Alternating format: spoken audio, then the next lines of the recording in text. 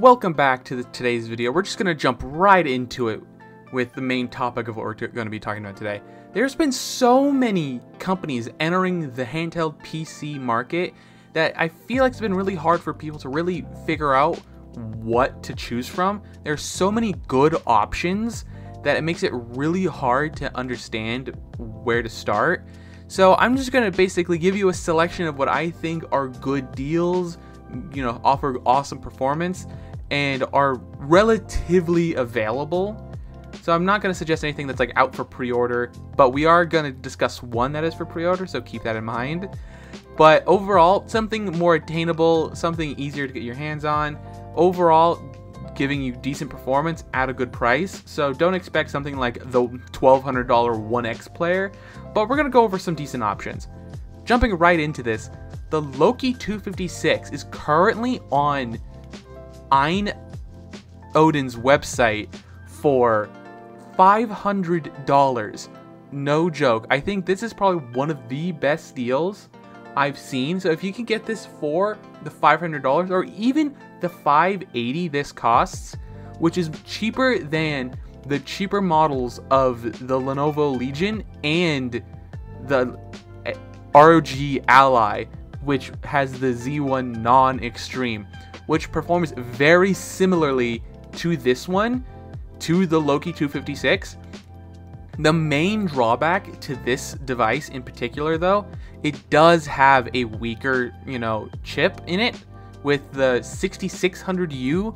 It's only a 6-core. It has the 660M graphics, which are weaker compared to the Z1 Extreme and the normal Z1. But considering how much cheaper it is right now, I think this is a solid choice. This would still be more powerful than something like the Steam Deck and especially the Switch. So this could definitely handle all your emulation needs and covering, any PC gaming you want. Granted, you won't be able to play the bleeding edge like you could with pushing something like the ROG Ally and the Lenovo Legion with their Z1 Extremes in it. But frankly speaking, those games are already pretty tough to run on those. So I don't see why you would want to in the first place. This device can already handle, the Loki 256 that is, could already handle so many other modern games at the native resolution of the screen, which is 1080p. It comes with 256 gigs of storage, which is upgradable. It has 16 gigabytes of RAM. It's a solid device, and I think for a budget-conscious PC gamer who wants something a little bit better than the Steam Deck, but not as expensive as something like the ROG Ally, this is like a perfect middle ground. The next device I'm going to talk about is probably one of my favorites, and you've probably seen this device making its way around the internet, and it's the GPD Win 4. It was recently updated for 2023 with the 7840U processor, or you can get it with the 7640U, which is fundamentally the Z1 Extreme and the Z1 non-extreme. You can get it in RAM capacities of 16, 32, and 64 at 7,500 mega transfers per second, which is bleeding fast. You can get 512, 2 terabytes, or 4 terabytes of solid-state storage at bleeding fast speeds. You can even upgrade this one also with its storage. And I think this one just is the most unique, and it does cost a little bit more of a premium compared to some of the more premium options we currently have. This one's sitting around $750 to $800 depending on where you buy it and depending on the SKU you pick. So this device is definitely more premium, but it just offers so much more in a more compact package. So you do, given that it's a smaller size, you do sacrifice in things in thermals, battery life, but the design is just so amazing. One of my favorites we've seen. It's straight up a PSP. Like, I'm not gonna lie, I loved my PSP. This thing is just a PSP, and the thing that separates it the most, you flip the screen up and have a full keyboard. Dude, guys, I can't stress to you how amazing it is to have a keyboard. Just to slide it up and boom, you can Alt F4 and you don't have to worry about something, your game not closing because you don't have a keyboard. Or you can punch in passwords. It just simplifies the setup process. It just overall makes the process so much easier when you don't have to fumble around a touchscreen or connect a keyboard to the device. The Steam Deck does handle this a lot better than some of the other devices out there, but comparing this to something more akin to its price range, the RG Ally in the soon-to-be Lenovo Legion Go, this is a definitely compelling device that I don't see a lot of people talking about, if I'm being honest. I've seen people in this field like Retro Game Core, Taki Udon mention this device and do performance testing, but I just don't see a lot of people have as much hype for it as I do. So this is a device, if you're looking at those more premium options, I would definitely suggest this one. But let's say you live in a country where you can't reliably ship things in, you have to go domestic. I know a lot of people have a hard time getting things like the Miu Mini or importing other devices into their countries. But with major, big box retailers, you can find ROG Allies and soon to be Lenovo Legion Go's. So how do they stack up to the competition? How do they fit in this crazy world of, PC handhelds?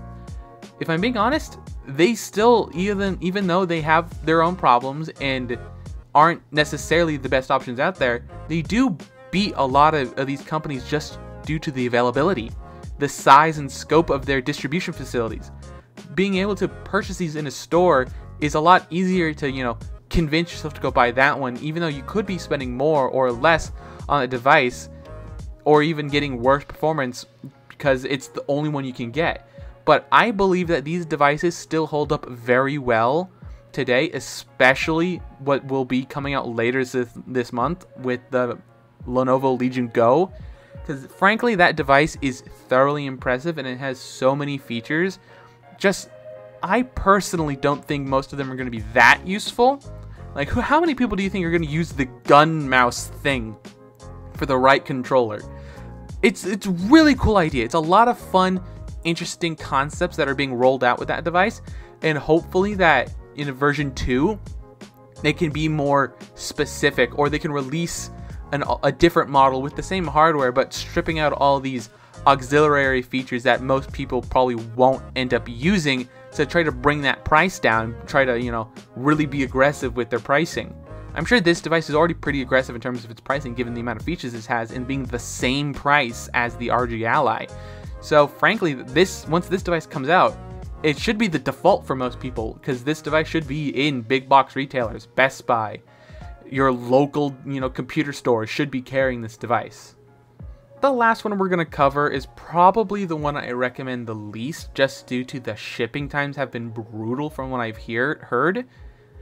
Ion Neo devices are really complicated, if I'm being honest, because these things, one, take forever to ship, and they're incredibly expensive.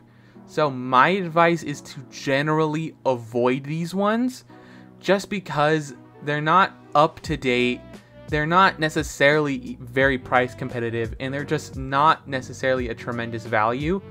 The performance is there. These things are well built, they're beautiful, I love their designs.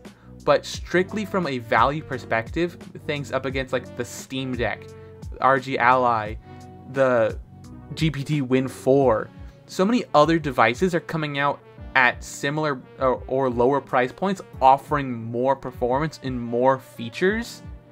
So frankly speaking, I can't necessarily recommend the Ion Neo devices, even though they are so cool to look at. They just aren't very practical, I feel like, for most people. Jumping to the last one that we're going to talk about this video, one of the last major players in this field, I've only ever been disappointed by their devices.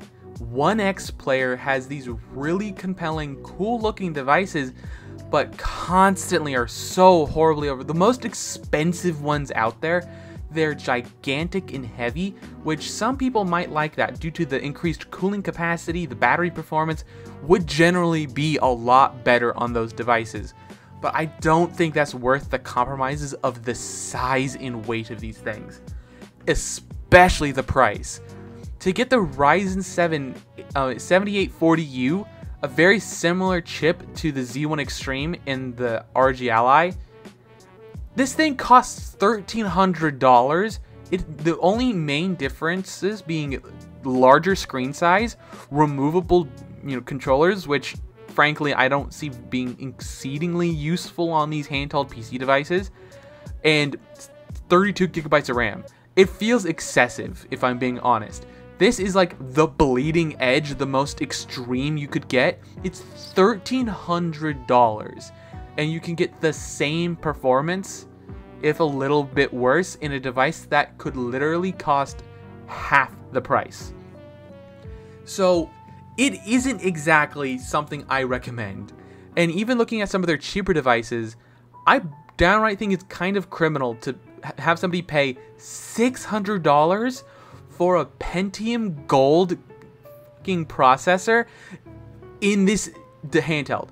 $600! You can get a top spec Steam Deck which would cream this thing in terms of gaming performance. You could get the Z1 non-extreme ROG Ally at the same price in this, and it would crush this thing. It is baffling that 1X Player thinks it's okay to sell devices like this. At least people like Ein have the decency to sell their crap devices with mid-tier, low-end processors from 4 years ago. That is a gross exaggeration, I'm aware of it, but I'm angry. At least they have the decency to charge it appropriately. You can get a Loki Zero for $250 with the Athlon 3050E, which should provide similar performance to that crappy Pentium Gold, if not better performance, due to having the AMD Radeon graphics, which historically have been relatively better than whatever integrated graphics solution, Intel puts on their Pentium Golds, which I don't think they've updated in years, if I'm being honest. So if you're looking at a budget handheld for Windows gaming, just get the Loki Zero. It's $250, that's a great price. Avoid 1X Player for dear life. I'm not saying they make bad products. I'm saying that they're making overpriced products. They offer very similar features and performance as many of its competitors, but they're the only ones, I think, left that are still charging these erroneous, these gigantic price tags on stuff that truly I don't think should be. It may come from the nature of these do sell generally very few devices, unlike their competitors who sell a lot more than they do. So they have to charge these high prices if they want to keep making devices.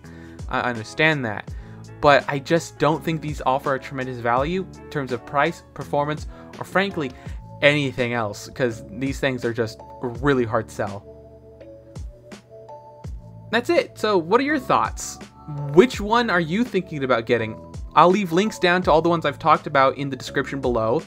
Like, I would love to hear your thoughts. Like, who do you think is making the best bang for your buck, handheld PC? Either for emulation or overall PC gaming performance. I love to hear your thoughts. I'm really interested, and maybe it'll help influence the next video I make. Don't forget to leave a like, comment, and subscribe down below. All the other social media garbage is there too. And don't forget to have a wonderful day.